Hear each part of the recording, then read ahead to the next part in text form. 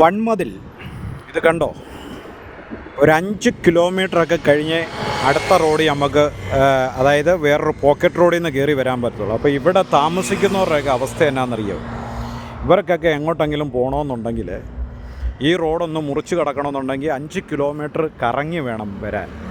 പക്ഷേ ഇത് നല്ലതാണ്. പക്ഷേ ജനങ്ങൾ ഏറ്റവും കൂടുതൽ തിങ്ങിപ്പാർക്കുന്ന സ്ഥലമാണ് നമ്മുടെ കേരളം. അപ്പോൾ ഇവിടെ അത്രയും കിലോമീറ്റർ വിട്ട് ഈ മതിലിൻ്റെ സംവിധാനം ഉണ്ടോയെന്നാണ് ഇവിടുത്തെ നാട്ടുകാർ ചോദിക്കുന്നത്. കേരളത്തിൽ ജനങ്ങൾ കൂടുതലാണ്. ഇപ്പം മറ്റുള്ള ആന്ധ്ര, തമിഴ്നാടൊക്കെ വിജനമായ സ്ഥലത്തൂടാണ് ഈ ഹൈവേ കടന്നു പോകുന്നത്. അപ്പോൾ നമ്മുടെ കേരളത്തിൽ ഇതുകൊണ്ട് ഒരുപാട് ബുദ്ധിമുട്ടുകളുണ്ട്. അപ്പോൾ അത് എങ്ങനെയാണെന്ന് വെച്ചാൽ സർക്കാർ ചിന്തിച്ച് ചെയ്യേണ്ട കാര്യമാണ്. അതിനെക്കുറിച്ച് ഇവിടുത്തുകാർ പറയുന്നത് നിങ്ങൾ കേൾക്കുക. ഈ ഹൈവേ വന്നതുകൊണ്ട് നിങ്ങൾക്ക് വല്ല ഗുണമുണ്ടോ? ഞങ്ങൾക്ക് ഗുണം ഉണ്ടോ എന്ന് വെച്ചാൽ ഞങ്ങൾക്ക് ഗുണങ്ങളില്ല. കാരണം എന്താ വെച്ചാല് പിന്നെ ഞങ്ങൾ ഇവിടെ അടുത്തടുത്ത് താമസിക്കുന്നവരല്ലേ, ഞങ്ങൾക്ക് സ്കൂളിൽ പോകാൻ പറ്റില്ല. കുട്ടികൾക്ക് ചെറിയ ചെറിയ മക്കളാണ്, സ്കൂളിൽ പോകാൻ പറ്റില്ല, റേഷൻ ഷോപ്പിൽ പോകാൻ പറ്റില്ല. ആ ഭാഗത്തേക്ക് ഞങ്ങൾ അമ്പലങ്ങളും പള്ളികളും ഉണ്ട്, അവിടേക്കൊന്നും ഞങ്ങൾക്ക് പോകാൻ പറ്റില്ല. രണ്ട് വിഭാഗമായി മാറിക്കഴിഞ്ഞു. ഇപ്പൊ അങ്ങനെ പോകണമെന്നുണ്ടെങ്കിൽ ഒരു 3 കിലോമീറ്റർ തിരിഞ്ഞിട്ട് വേണം വരണമെന്നുണ്ടെങ്കിൽ. മതില് പോലെ കെട്ടിയിരിക്കുകയാണ്. കഴിഞ്ഞിടം ഭാഗത്ത് പോയിട്ട് തിരിഞ്ഞു വരണം. അതേമാതിരി ഇങ്ങോട്ട് പോകണമെങ്കിൽ രാമനാട്ടുകാരെന്ന് തിരിഞ്ഞു വരണം. അത്രയും വലിയ ബുദ്ധിമുട്ടാണ്. വികസനം വേണ്ടെന്നല്ല, വികസനം വേണം. അതിനുള്ള പ്രതിവിധി ആദ്യം ചെയ്തു വെച്ചിട്ട് വേണ്ടേ ഇതൊക്കെ ചെയ്യണമെന്നുണ്ടെങ്കിൽ. ഇതിന് ഇടയ്ക്കൂടെ തുരങ്കങ്ങൾ പോലെയൊക്കെ വല്ല സംവിധാനങ്ങളൊക്കെ ഉണ്ടാക്കണം അല്ലേ? അങ്ങോട്ടും ഇങ്ങോട്ടൊക്കെ പാസിങ് സുഖമാണ്.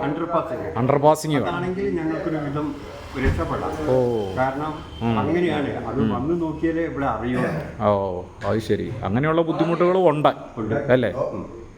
വികസനത്തിന് എതിരല്ല കേട്ടോ, വികസനം വേണം. പക്ഷെ നമ്മളെ പോലുള്ളവർക്ക് ഇങ്ങനെയുള്ള ബുദ്ധിമുട്ട് ആവരുത്, അത്രയേ ഉള്ളൂ. ശരി. മലപ്പുറം ജില്ലയിൽ അഴിഞ്ഞലം പാറമേൽ എന്ന് പറഞ്ഞ സ്ഥലമാണ്. ഇവിടെ ഇവിടുന്ന് ഒരു കിലോമീറ്റർ കഴിഞ്ഞാൽ കോഴിക്കോട് ജില്ലയായി. അപ്പോൾ ഞാനിവിടെ ഒരു ഹോട്ടലിൽ ഭക്ഷണം കഴിക്കാൻ വന്ന നേരത്തെ നല്ല കച്ചവടം ഉണ്ടായിരുന്ന ഹോട്ടലാണ്.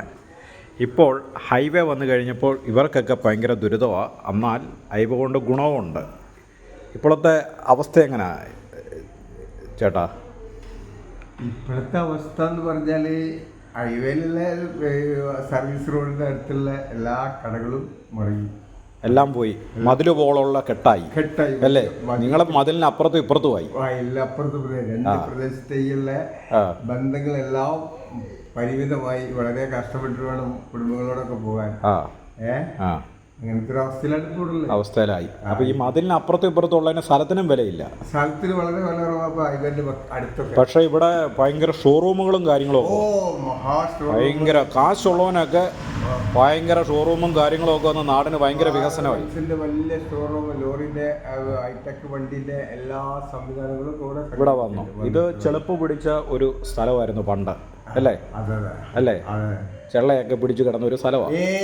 നശിച്ചു കിടന്നതിന് ശരിയാണ് പ്രദേശമായിരുന്നത്. 81 അക്വയർ ചെയ്താണത് ഹൈവേക്ക് വേണ്ടി. അപ്പോൾ 2001 ഇതിന്റെ ഓപ്പണിംഗ് ആയത് നടന്നത്. അതുവരെ വഴക്കും തല്ലും സ്ഥലം കൊടുക്കാതിരിക്കലും ഒക്കെ ആയിരുന്നു. അന്ന് നമ്മുടെ ആൾക്കാർക്ക് ഒരു ഹൈവേ വന്നാലുള്ള ഗുണം എന്നാന്നെ പറ്റി അറിയില്ലായിരുന്നു. ഇപ്പൊ മതിൽ കെട്ടിയപ്പോഴാണ് പണി കിട്ടിയത്. അപ്പം ഈ ഇത് പോയി ചേരുന്ന ഓരോരോ ജംഗ്ഷൻ സിഗ്നലിന്റെ അവിടെ ഉള്ളവരൊക്കെ രക്ഷപ്പെട്ടു അല്ലേ?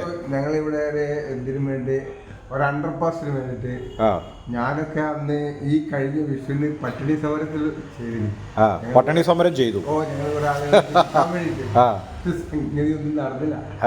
നടന്നില്ല. ഇപ്പൊ എന്താ പറഞ്ഞതെന്ന് വെച്ചാൽ ഇവിടെ ഒരു ഫ്ലൈ ഓവറിന്റെ മാതിരി നടന്നു പോകാൻ നടപ്പാതല്ലോ, മുകളിൽ കൂടെ.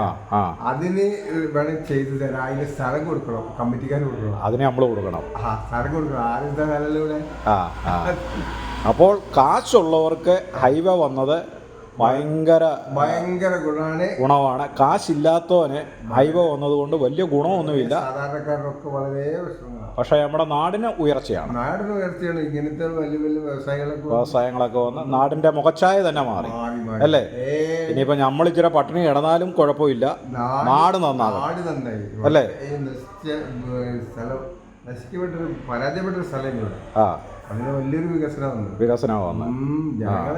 ജനങ്ങൾ മുഖം തന്നെ ബാധിക്കുകയില്ല. അതിന് ഏത് സർക്കാരിനോടാണ് നന്ദി പറയേണ്ടത്?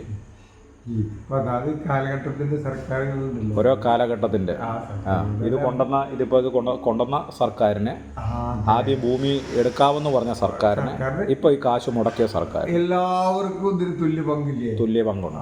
അപ്പൊ ആരെയും നമുക്കപ്പോ ആരെയും പൊക്കി പറയാൻ പറ്റത്തില്ല, ആരും താഴ്ത്താനും ആരും പൊക്കാനും പറ്റില്ല. അതാണ് എന്റെ അവസ്ഥ. ഓക്കെ.